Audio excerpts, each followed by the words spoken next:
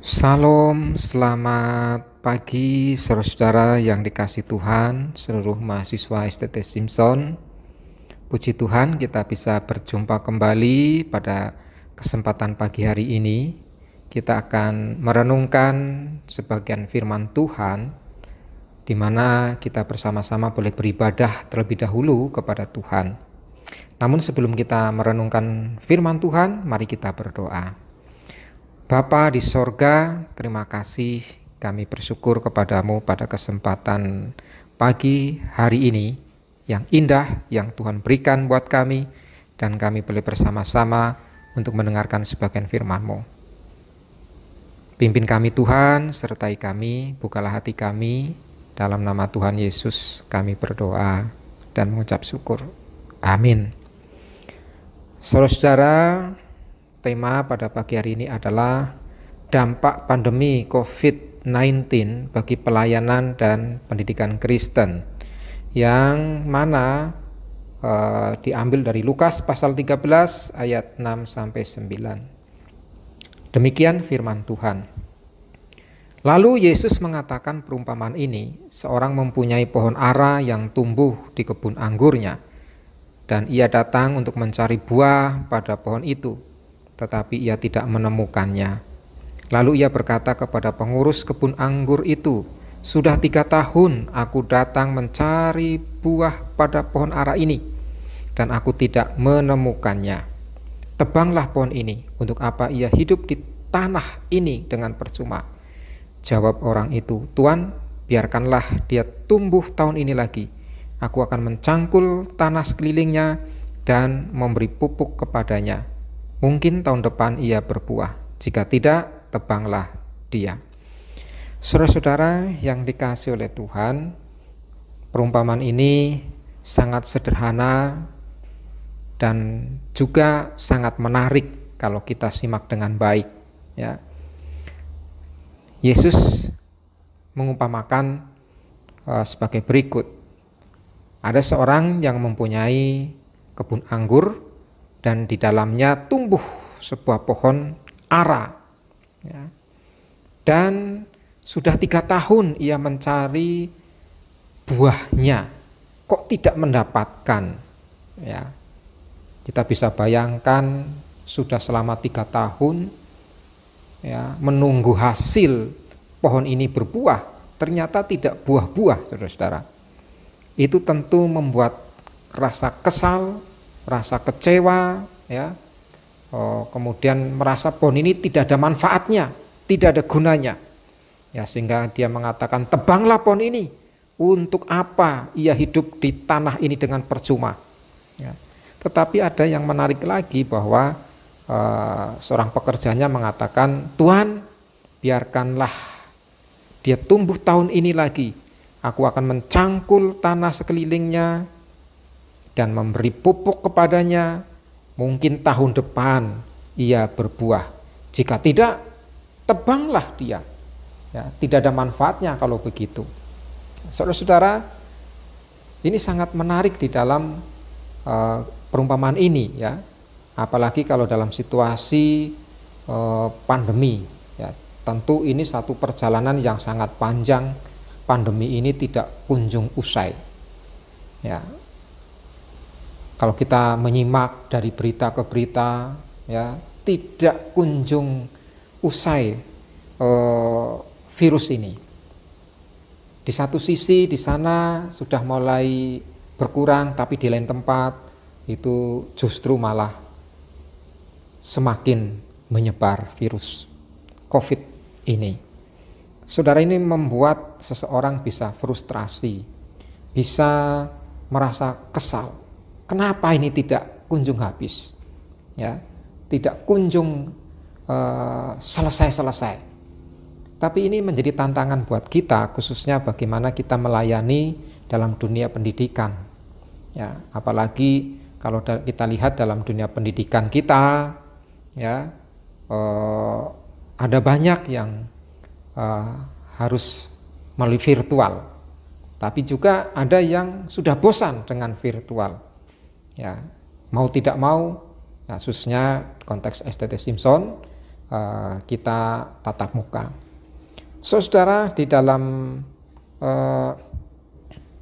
firman Tuhan ini ya, ada 4 hal yang ingin saya sampaikan untuk kita renungkan ya.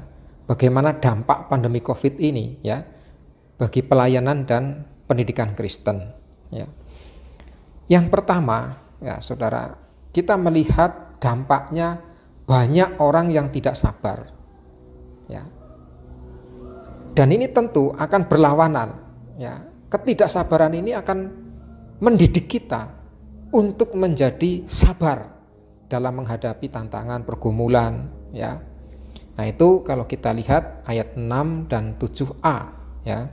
Saudara, kita bisa melihat ya bagaimana seseorang ya ketika ada pohon yang tumbuh di kebunnya, kemudian ditunggu-tunggu setiap saat, dicari buahnya, kok tidak menemukan dan tidak menghasilkan buah. Ini tentu menjadi sesuatu yang jengkel ya, tidak sabar. Ya, tetapi justru itu harus belajar untuk menjadi sabar ya. Tidak mudah Saudara ya. Bagaimana dia mencari selama 3 tahun ya, ayat 6 dan ayat 7a. 3 tahun Saudara, bukan waktu yang sangat pendek, bukan waktu yang singkat ya. Dia harus bersabar atas ketidaksabarannya. Ya, kita juga belajar untuk bersabar ya. Yang kadang-kadang kita juga tidak sabar ya. Kita belajar untuk sabar. Jadi kita sabar atas ketidaksabaran dalam menghadapi situasi pandemi ini. Sehingga pasti dalam pelayanan kita terganggu ya, tidak maksimal. Bahkan dalam dunia pendidikan pun ya menjadi tidak maksimal. Kalau misalnya kita melakukan perkuliahan dengan Zoom misalnya, apakah kita semua akan memakai baju yang bagus, penuh dengan etika ya, atau malah justru sambil kuliah, sambil angkat kaki di kursi, sambil baring-baring ya, sambil tiduran, sambil makan, sambil minum ya, dan lain sebagainya aktivitasnya. Apakah kita memperhatikan apa yang diajarkan oleh dosen? Belum tentu ya, kalau kita lihat dan kita rasakan.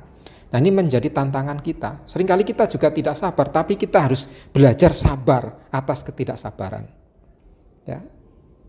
Ini tantangan kita ya. Lalu yang kedua Saudara, kita diajar untuk peduli ketika ada ketidakpedulian. Ayat yang ke-6 ya, di sana bagaimana seorang yang memiliki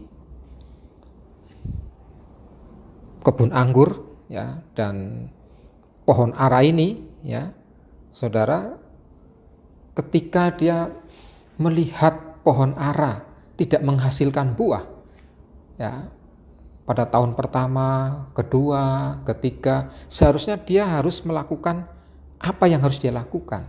Dia mungkin merawat, memberikan pupuk, ya, tapi justru dia tidak peduli, ya. Kalau saya lihat, ya Saudara, ketika tidak peduli, bagaimana dia empati, perhatian, ya, maka tidak heran kalau dia sangat jengkel dan sangat marah gitu ya. Ini sesuatu yang tidak peduli ya, atau kurang peduli terhadap tanaman yang ia tanam sendiri ya. Nah Saudara, dalam pandemi ini juga melatih kita ya untuk peduli dalam ketidakpedulian ya. Banyak orang mungkin tidak peduli, tapi kita belajar untuk peduli. Kita belajar untuk perhatian, kita belajar untuk berempati kepada orang di dalam hidup kita.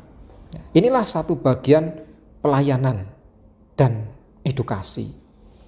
Ya, memang dampak pandemi ini akan memunculkan, meningkatkan egoisme, ya. Tetapi justru itu bisa menjadi tantangan kita untuk kita berbagi, peduli, empati, penuh perhatian, ya. Saudara yang dikasihi oleh Tuhan, ya, tidak hanya sekedar dampak COVID ini, yaitu ketidaksabaran, ketidakpedulian, tapi juga dalam pandemi ini juga ada dampak keputusasaan, ya. Putus asa, ya, karena tidak kunjung selesai, ya. Kita tidak bebas, kita selalu hidup dengan gaya yang baru, kemana-mana pakai masker, ya, kemudian cuci tangan, ya. Kalau kita ke mall, ya, tidak pakai masker, kita tidak boleh masuk, bahkan suruh keluar, kalau enggak suruh beli, gitu ya. Nah, kalau kita pas keburu-buru, ya seringkali juga kita lupa membawa masker, ya. Ini menjadi rasa putus asa seringkali. Aduh, kenapa ini begini-begini, gitu ya. Tetapi justru dalam keputusasaan ini menjadi satu kesempatan, peluang, ya, saudara, di dalam ayat yang ke-7b itu, ya. Ini kita memperhatikan, ya. Sudah 3 tahun aku datang mencari buah pada pohon ara ini dan aku tidak menemukannya. Tebanglah pohon ini. Untuk apa ia hidup di tanah ini dengan percuma? Ya. Lalu ayat yang ke-8, biarkanlah dia tumbuh tahun ini lagi. Aku akan mencangkul tanah sekelilingnya dan memberi pupuk kepadanya. Saudara, ya, jadi di tengah-tengah keputusasaan ada kesempatan, ada peluang. Ayat 7b sampai 8. Ya. Meskipun dampak pandemi ini membawa kita keputusasaan, tetapi ada kesempatan, ada peluang untuk bangkit kembali. Ya, ada ide, ada gagasan-gagasan yang penuh dengan inovatif, kreatif, ya, sehingga kita berhasil untuk mengatasi COVID-19 ini. Ya, secara khusus bagaimana kita memanage diri sendiri supaya kita bisa terbebas dari virus ini. Ya, kita melawan keputusasaan dengan kesempatan, dengan peluang supaya kita bisa lebih maju lagi. Yang terakhir, ya saudara, yaitu dampaknya itu selain keputusasaan itu juga pesimisme.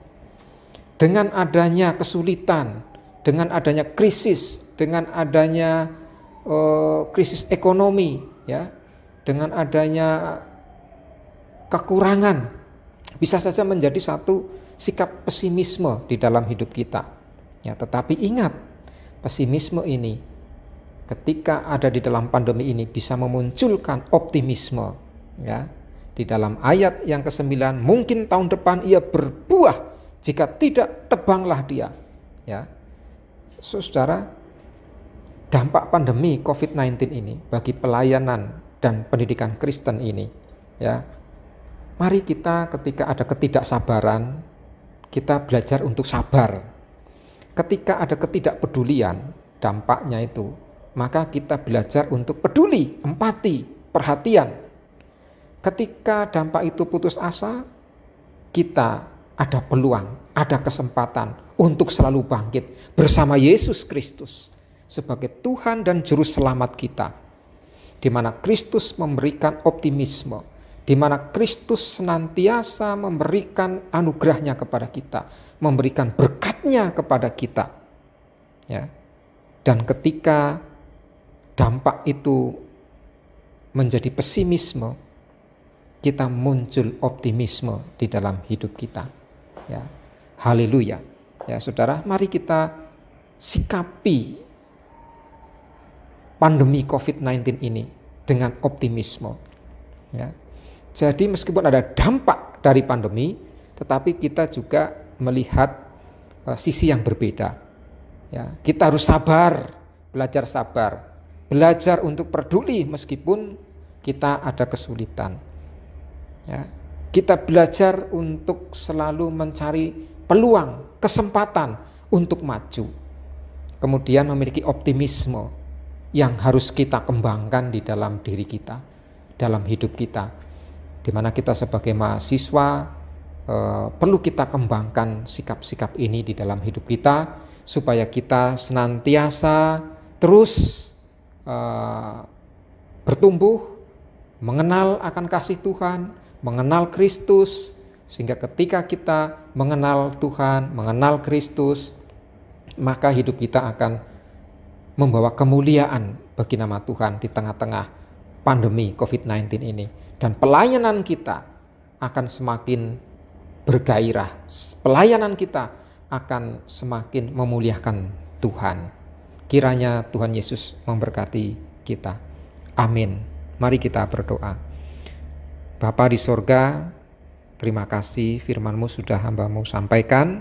Ajar kami untuk selalu sabar, ajar kami untuk selalu peduli, ajar kami untuk selalu mencari peluang, kesempatan, dan juga memiliki sikap optimisme di dalam hidup kami. Terima kasih Bapa, kami bersyukur. Dalam nama Tuhan Yesus, kami menyerahkan aktivitas kami hari ini. Haleluya. Amin.